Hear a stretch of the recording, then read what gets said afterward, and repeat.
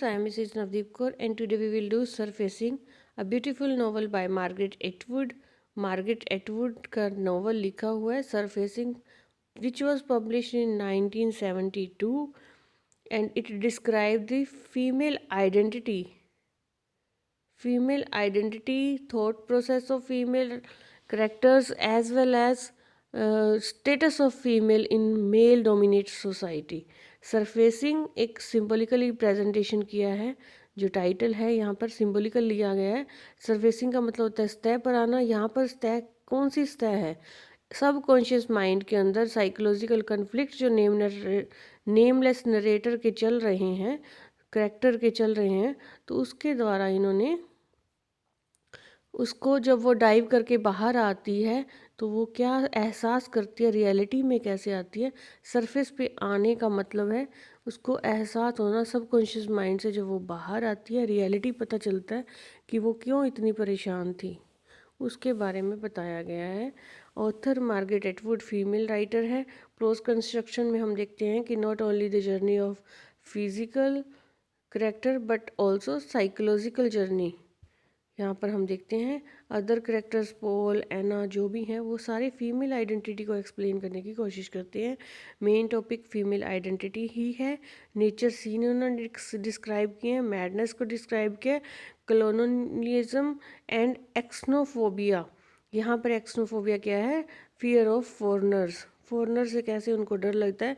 यहाँ पे वो कैनेडियन राइटर हैं, क्यूबेक में जाती हैं और वहाँ पर बताते हैं कि एक दूसरे के साथ उनके रिलेशन कैसे थे, दूसरी कंट्रीज़ वालों के साथ वो कैसे बिहेव करते थे। लैंग्वेज बड़ी ही सिंपल सोबर है और हम इसको टाइटल से रिलेट करके उन्होंने सारी स्टोरी को प्रेजेंट किया है। मार्गरेट एटवुड 1939 ओटावा कनाडा में है ये, और टोरंटो में फिर उसके बाद वो चले गए।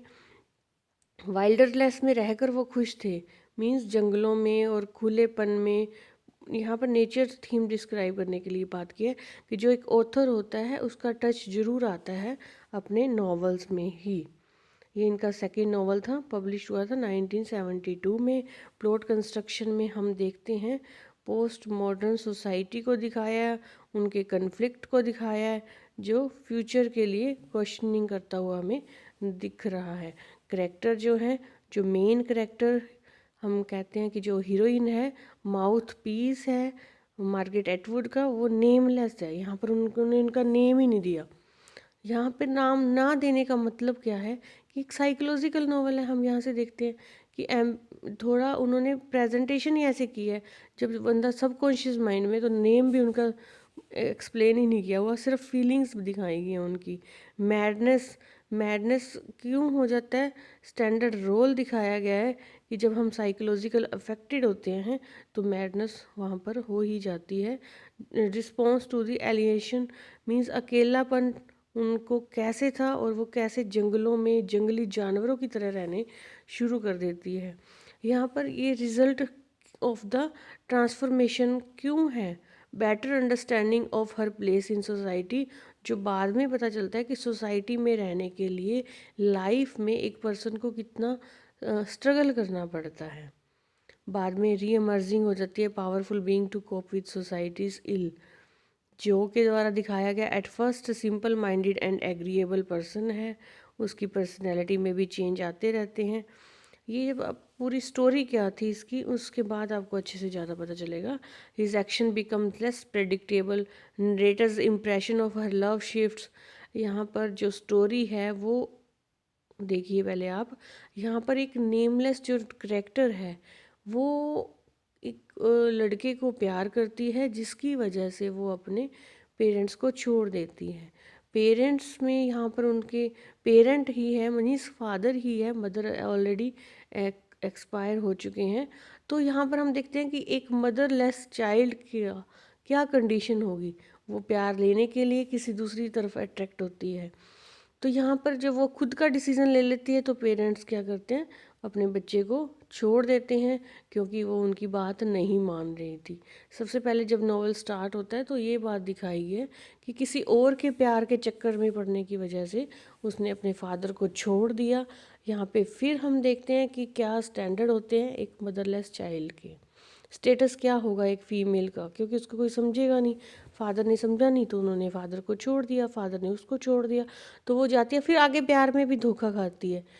शी गॉट प्रेग्नेंट, और जो बाद में उसको पता चलता है कि वो जो जिससे वो प्यार करती थी वो ऑलरेडी मैरिड था। और उसके खुद के बच्चे थे, तो उसको कहते हैं अबॉर्ट करवा लो।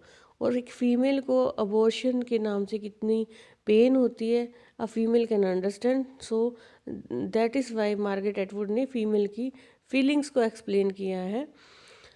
और वो अबॉर्ट तो करवा लेती है, लेकिन उनके दिल में बड़ा ही गिल्ट रहता है कि मैंने ये क्यों किया, तो पछतावा होता है। अब ना तो फादर के पास पीछे जा सकती हैं, लवर ने भी धोखा दे दिया, तो वो जब बाद में उनको साइकोलॉजिकल अपसेट हो जाती है, मैड हो जाती हैं, तो उनका विश्वास उठ जाता है मेल सोसाइटी से ही, मेल मेंबर से ही। उनको हर मेंबर, मेल मेंबर ऐसा लगता है कि जैसे ये एक जानवरपन है इनके अंदर, एक इंसानियत नहीं है। तो वो जब बाद में उनको एहसास होता है कि मैं अपने फादर को ढूंढूं, तो अपने फ्रेंड्स को लेकर वो अपने फादर को ढूंढने जाती है। फादर के फ्रेंड से उसको इन्फॉर्मेशन मिलती है कि शायद कोई एक नेचुरल प्लेस है जहाँ पर उसके फादर रहते हैं, पेंटिंग बनाते हैं। तो वो वहाँ पर जाते हैं उनको ढूंढने के लिए, अपने न्यू बॉयफ्रेंड के साथ रहती हैं, लेकिन उसको फिजिकल रिलेशनशिप बनाने में बहुत मना करती है कि नहीं, उसको डर लगता है कि ये सभी मेल ऐसे ही होते हैं। हालांकि अब वाला फ्रेंड उसका अच्छा है, लेकिन वो उसको परमिशन नहीं देती। तो वो वहाँ जाकर जब अपने फादर को ढूंढती है, तो काफ़ी कुछ उसको वहाँ पर उसके फादर के पेजेस वगैरह बिखरे हुए मिलते हैं कि वो कुछ आर्ट कर रहे थे, सीनरीज बना रहे थे, जिसका कोई मीनिंग सा नहीं पता चल रहा। मीन्स यहाँ पर फिर वो दिखाया गया, एक कन्फ्लिक्ट दिखाया गया साइकोलॉजिकल नेचुरल, कि कुछ क्लियरिटी नहीं है थॉट में, सब कॉन्शियस चल रहा है सब कुछ। जब उनको बाद में उसके अपने फादर को ढूंढने में असमर्थ होती है, तो वहाँ पास में ही पानी होता है, पानी के अंदर वो डाइव करती है कि शायद उसको कुछ मिल जाए, वहाँ पर कोई क्लू मिल जाए जिससे उसके फादर का पता चल जाए। तो पानी में जब वो डाइव करती है, सबकॉन्शियस माइंड में ही होती है, उसको बार बार ऐसे हेलुसिनेशंस होते हैं कि जैसे उसको कोई बेबी की, डेड बेबी पड़ा हुआ दिखता है। मीन्स उसके दिमाग में वही चल रहा है कि उसने एक बेबी को किल किया है, जो उसने अबॉर्शन करवाया था, उस वजह से अपने आप को माफ़ नहीं कर पाती। कभी उसको सीनरीज दिखती हैं, अपने फादर की पेंटिंग्स दिखती हैं जिसमें कोई मीनिंग नहीं है, लेकिन वो पेंटिंग्स उसको दिखती हैं उसके अंदर, पानी के अंदर। लेकिन जब वो सरफेस पे आती है तो वो रियलाइज़ करती है कि कैसे उसने क्या क्या कुछ देखा। तभी यहाँ पे सरफेस उन्होंने टाइटल लिया है नॉवल का। तो बाद में पुलिस आती है, वो बताती है कि नहीं, अब आपके फादर एक्सपायर हो चुके हैं, कोई क्लू मिला है जिससे। फिर वो ऐसे ही नेचर में बिना कि कपड़े डाले बड़े अजीब से तरीके से वहाँ पर घूमती है। बाद में अपने बॉयफ्रेंड को भी बात करती है, तो फिर उसके साथ फिज़िकल रिलेशनशिप वो बनाने के लिए रेडी हो जाती है, ताकि वो एक दोबारा से बेबी को बर्थ दे सके प्रेग्नेंट होकर, और वो अपने गिल्ट को माफ़ कर सके। तो यहाँ पे ये वो वापस से सरफेस पे आ जाती है, कहने का मतलब ये है। तब हम यहाँ पे अब देखते हैं कि जो वापस आ जाइए स्टोरी पर, हम यहाँ पर क्या देखते हैं कि जो करेक्टर है, जो दो मेन नरेटर है, वो नेमलेस इन्होंने करेक्टर दिखाया है। नेमलेस करेक्टर कौन है? यही जो main heroine of the story है, वो नेमलेस है। उसकी मैडनेस को दिखाया है, उसके अकेलेपन को दिखाया है, और जो प्लॉट कंस्ट्रक्शन है, जो साइकोलॉजिकल जर्नी दिखाई है as well as physical journey, वो अपने फादर को ढूंढने के लिए जहाँ पर जाती है। और लोगों के, फॉरेनर्स के जो आपस में रिलेशन है, उनके बारे में बात की गई है। तब हम देखते हैं कि यहाँ पर उसके जो करेक्टर्स दूसरे दिखाए गए हैं, एक फ्रेंड भी दिखाई गई है, और डेविड है एक मॉडल ऑफ मेल डोमिनेट। यहाँ पर दूसरे करेक्टर्स के द्वारा भी मेल पावर को दिखाया गया है, कैसे वो डोमिनेट करते हैं वाइफ के ऊपर, जो कि क्रूअल है और एम्पटी है ये वाला, और डोमिनेटिंग है एनाज बिहेवियर के ऊपर। एना को कहता है कि आप हमेशा मेकअप करके रहो, बिना मेकअप के आप अच्छी नहीं लगती। खुद इधर उधर अफेयर रखने की कोशिश भी करता है डेविड, और एना के साथ काफ़ी क्रूअल है, मारता है, पीटता है उसको। तो एना के द्वारा भी यही दिखाया गया है कि किस तरह से जो मेल डोमिनेट सोसाइटी है, फीमेल के ऊपर अटैक करती है। और एना जो रिफ्लेक्ट करती है नरेटर के ओपिनियंस भी, कि लव के बारे में नरेटर के ओपिनियन, सेक्स, मैरिज और लव के बारे में क्या है। ऐना के मुंह से भी हमें पता चलता है, और हम देखते हैं कि ऐना ही एक्सप्लेन करती है उसके थॉट को। उसमें तो सब कॉन्शियस साइकोलॉजिकल कॉन्फ्लिक्ट चलता रहता है, तो दूसरों के करेक्टर्स के द्वारा भी हमें करेक्टराइजेशन का पता चलता है। एक दूसरे की फीलिंग्स को, इमोशंस को ये एक्सप्लेन कर रहे हैं। तो इन दोनों की लड़ाई को देखकर भी नेमलेस करेक्टर है जो, वो यही सोचती है कि नहीं, फ़ायदा नहीं है शादी करने का, लव का, सेक्स का, कोई फ़ायदा नहीं है इस लाइफ के अंदर। इसलिए उसके मन में डर बैठ गया। एक तो उसका पर्सनल एक्सपीरियंस है, एक डेविड और एना को देख देख कर यही है। तो फेमिनिस्ट आइडेंटिटी के बारे में बात किया है, आपके शॉर्ट नोट्स में भी आता है। First wave of feminist movement क्या थी, जब उन्होंने वोटिंग राइट्स मिल गए थे और प्रॉपर्टी राइट्स मिल गए थे वुमेन को।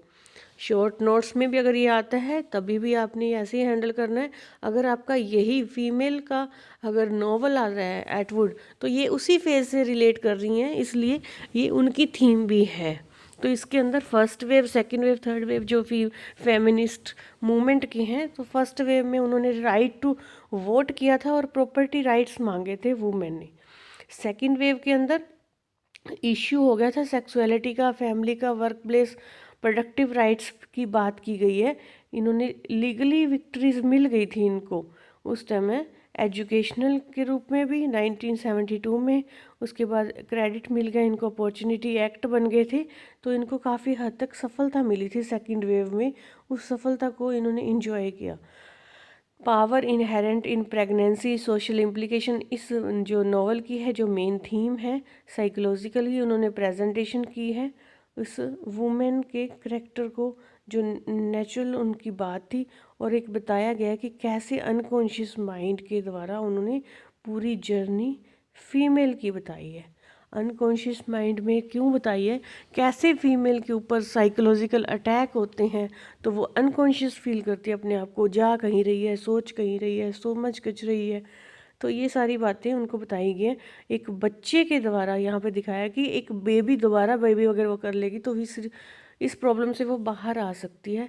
जो उसने ये कलंक, स्टिग्मा फील किया था कि उसको अबॉर्ट करवाया था, उससे बाहर आने के लिए वो सोचती है कि मैं अगर दोबारा से बेबी को बर्थ दूंगी तो मैं ठीक हो जाऊंगी। और वहाँ पर उस हिस्टोरिकल कंटेक्स्ट भी दिया है, जो कैनेडियन क्यूबेक में जो रहते थे उनकी जो रेवोल्यूशन उन्होंने किया, साथ के साथ उसका भी एक्सप्लेनेशन किया है नरेटर ने। जो अमेरिकन के ब्रेन डिजीज़ का है, यहाँ पर अमेरिकन और ये जो वो एक थीम क्रिएट करते हैं, कॉलोनीज बनाते हैं अपनी, और उनके ऊपर उनको साइकोलॉजिकल और कल्चरल उनके अंदर जो भेदभाव हैं उसकी बात भी की गई है।